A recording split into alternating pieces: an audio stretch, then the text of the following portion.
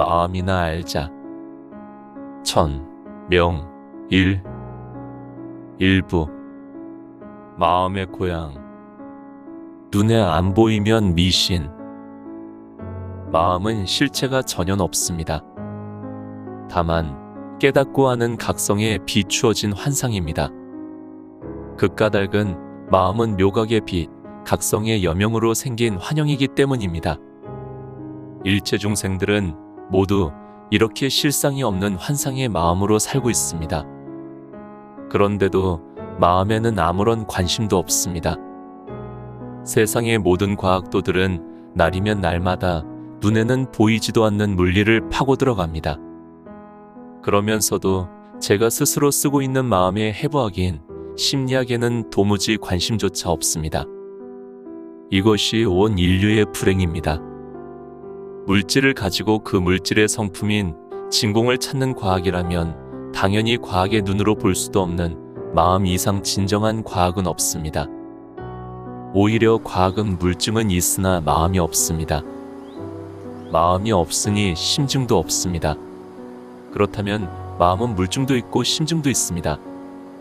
생각해 보세요. 내가 내 마음을 분명히 알고 있으니 이보다 더한 심증이 어디에 또 있습니까? 또한 내가 내 마음대로 내 손발가락을 마음대로 움직일 수가 있으니 이 이상의 물증과 심증을 대는 것이 또 무엇이 있겠습니까? 그러므로 마음은 물증도 있고 심증도 분명합니다. 실로 과학이야말로 만고의 비과학인 미신입니다. 물심양의 면이 없는 부정물을 신뢰하는 과학은 반드시 온 인류의 영혼을 망치고 말 것입니다. 스스로 쓰는 마음은 제 몸도 제 정신도 마음대로 운용을 잘합니다. 이렇게 물증도 있고 심증이 확실한 마음인데도 과학자들은 뒤돌아보지도 않고 마음 밖의 기계나 신을 믿고 마음을 미신으로 치부합니다. 우리의 마음은 내가 마음을 알고 모르고를 떠나서 그 어느 날 갑자기 이 몸에서 마음이 어디론가 떠나고 나면 졸지에 송장이 됩니다. 제 아무리 큰 부귀영화를 누렸던 영웅호걸도 마음이 떠나 송장이 되고 나면 곧바로 화장막으로 갑니다. 불타는 화장막 속에서도 마음은 타지도 않고 죽으려야 죽을 수도 없습니다. 죽든 살든 화장막 영혼의 이야기는 접어둡시다. 마음의 실상을 전혀 모르는 신맹들도 산 사람과 죽은 사람은 단박에 알아봅니다. 마음이 있고 없음은 식별하지만 지금 필자가 소개를 하려고 하는 마음의 주소는 생각지도 못합니다. 물론 마음의 주소를 밝힌 말이나 책자도 없습니다. 그래서 필자는 현대물리의 상식으로 이해를 돕겠습니다. 현대물리에서는 물질을 쪼개고 쪼개어서 10조분의 1mm를 입자라 합니다. 그 입자분의 마이너스 18승까지 내려가면 지금 우리가 쓰고 있는 마음을 만납니다. 이렇게 입자를 떠나서도 아득히 먼 진공장에 떠도는 허망한 마음의 고향 얘기를 어떻게 생각이나 말로 되겠습니까? 이와 같이 마음은 심히 깊고 높은 무국이 있습니다. 그래서 있고 없음을 멀리 떠난 열에 묘각의 빛, 각성으로 보아야 환히 다 드러나 보입니다. 이 모양으로 상상키도 어려운 아득히 먼 마음의 고향 얘기를 세상의 신맹들에게 어떻게 귀띔을 해줄까 생각해보니 앞이 캄캄합니다.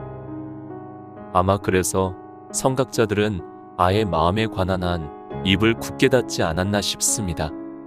그래도 무슨 말은 남겨야 했기에 언어도단이란 말을 남겼지 싶습니다. 어쩌면 마음에 관한 한 체념이 묘약이란 생각도 됩니다. 마음의 주소는 몇 번지에 있을까요?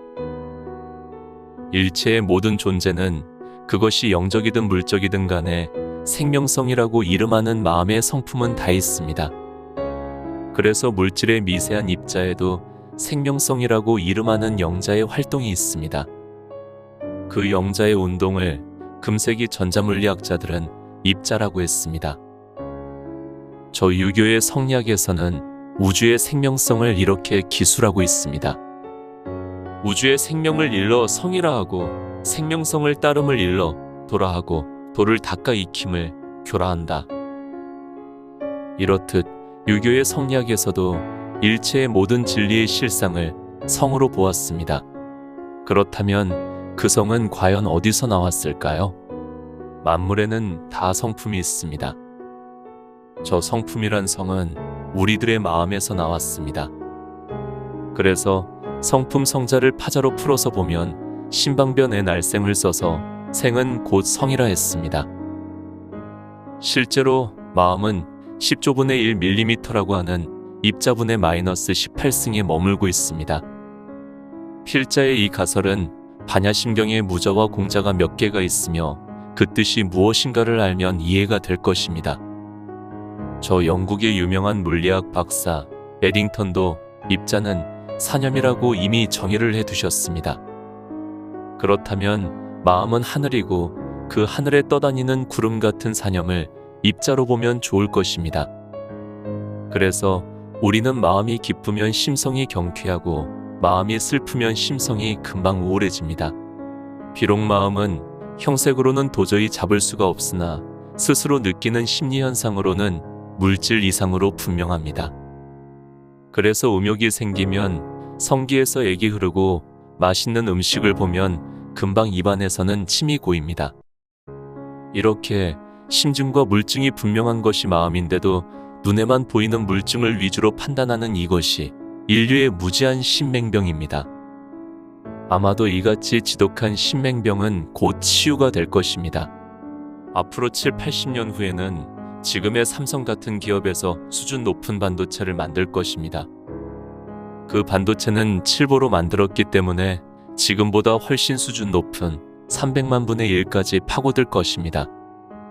그렇게만 되면 지금의 저 휴대폰으로 마음의 파편인 영혼을 물체처럼 영상으로 보게 됩니다. 그렇게 되면 지구촌에 사는 거짓말쟁이들은 큰일 납니다. 물론 다른 정신적 부작용도 만만치 않습니다만, 물론 마음은 전자장비로 분석이 되는 대상은 아닙니다. 마음은 무국이 안주하고 있기 때문이기도 하지만 본래로 허망한 환상이기 때문입니다. 그러므로 온 인류는 환상과 싸우지 말고 마땅히 벗어버리고 지워버려야 할 대상으로 보아야 합니다. 그래서 자신의 몸과 마음을 환히 다보고 다하는 묘각의 각성을 스스로 어서 발견해야만 합니다. 그 환상의 마음으로부터 도망가는 길은 각성의 눈이 아니곤 찾지 못합니다. 각성의 빛으로 그림자 같은 마음을 비추지 않고는 마음으로부터 해방할 길은 영원히 없습니다. 지금 이 마음으로부터 일어나는 100천만 가지의 재앙을 면할 길은 전무합니다. 마음은 수행의 문제입니다. 마음은 흙판에 쓴 글자처럼 지우개로 지워버리든지 명경에 낀 때처럼 닦아버려야 할 수행의 문제입니다. 마음은 깨어 부수어야 할 불가사의한 장애물인 줄로 알아야 합니다. 절대로 마음은 갈고 닦아야 할 보물이 아닙니다. 이 같은 마음의 실체를 잘 모르고 과학적 상식으로 분석이나 개발을 하게 되면 온 인류는 반드시 미치고 맙니다.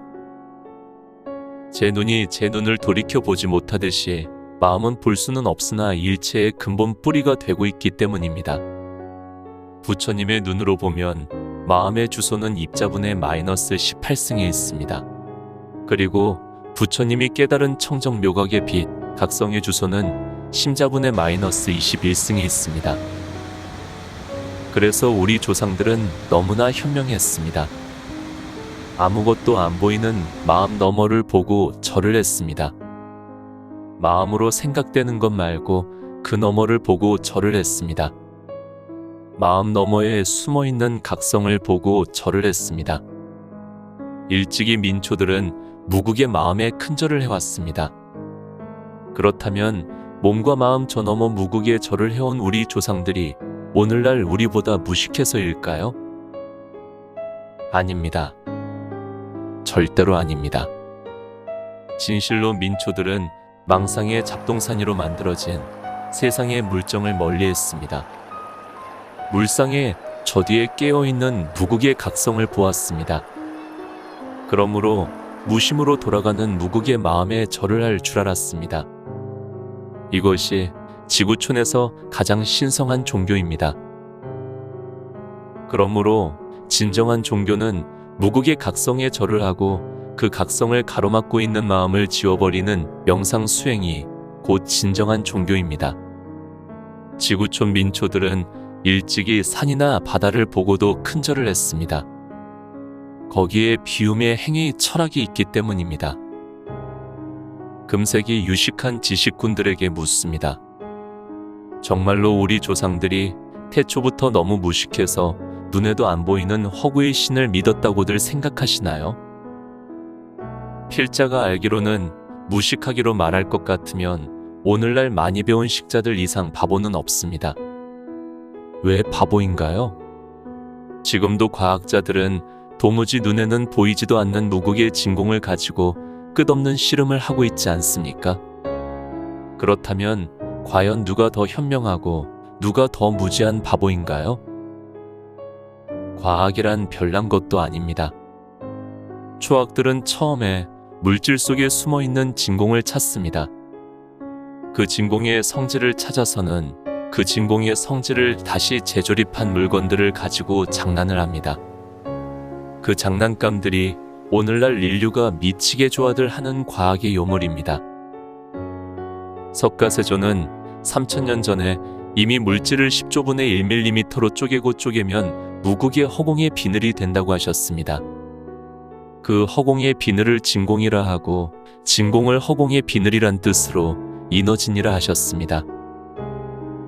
저 허공의 비늘인 이너진의 진공 속에는 수백억의 시방세계가 다 들쏭날쏭한다고도 하셨습니다. 이 뜻을 문자로 일미진중함 시방이라 하는 것입니다. 오늘날 과학자들은 아직도 석가세존께서 불안으로 보신 묘각의 진공은 상상을 못합니다. 저 아인슈타인 선생의 특수 상대성 원리도 진공 속에 춤추고 있는 물리를 조금 보았을 뿐입니다. 그분이 상상한 가설의 중력장 파장설은 마음이 열려서 천이통을 얻게 되면 항상 듣는 천상의 음악입니다. 하나도 신기할 것이 없습니다. 저 유명한 베토벤은 일찍이 저 우주 속에 뒹구는 중력장 파장의 음을 귀한인 각성으로 듣고 그 음파의 음률을 악보로 정리하였으니 그 곡이 바로 유명한 월광소나타입니다. 아마도 아인슈타인 박사의 영감에도 저 우주 중력 파장의 묘음이 들렸던 모양입니다. 천주교에서 말하는 하나님이 계시는 세계 광음천에서는 항상 듣는 천상의 음악입니다. 이를 베토벤은 육신의 귀가 아닌 각성의 귀로 들었던 것입니다.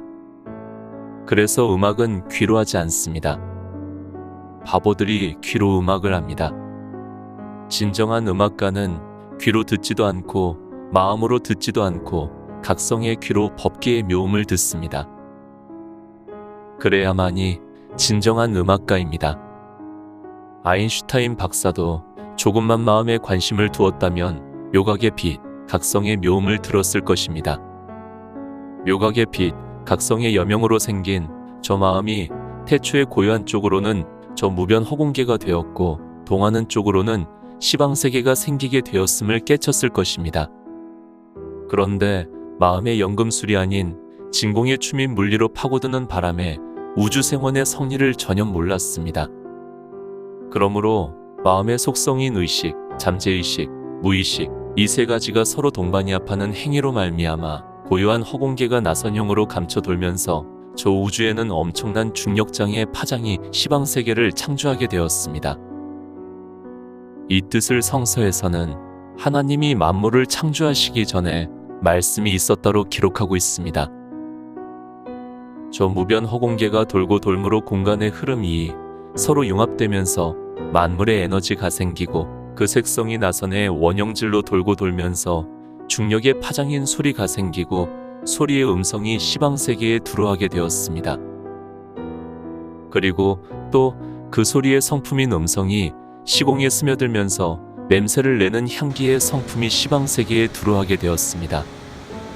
또한 향기의 성품이 색성에 깊이 스며들면서 맛을 내는 맛의 성품이 시방세계에 들어가게 되었고 또 맛의 성품인 미성이 향기에 스며들면서 은밀히 느끼는 촉감의 성품인 감성이 시방세계에 들어가게 되었습니다. 그리고 또 촉감의 성품이 심성의 지각에 반응이 되면서 깨닫고 아는 성품인 식성이 시방세계에 들어가게 되었습니다. 그 6가지 육감이 총체적으로 잘 융합되어서 한 덩어리로 조화를 잘 이룬 고등동물이 되었습니다. 그것이 곧 인간입니다. 그러므로 인간은 온 우주의 식성을 하나로 둘둘 말아서 압축시킨 영물입니다. 그래서 사람은 육감이 잘 발달되어 있습니다. 잘 발달된 육감은 곧 안이비설신이라 하는 육근입니다. 이 육근의 생기설을 색, 청, 향, 미, 촉, 알리라 했습니다. 만약에 아인슈타인 선생께서 우주 물리와 정신 물리가 서로 다르지 않다는 이치를 진작 깨닫고 정신 심리학으로 노벨상을 받았다면 아마도 온 인류는 마음으로부터 조건 없는 행복을 누렸을 것입니다.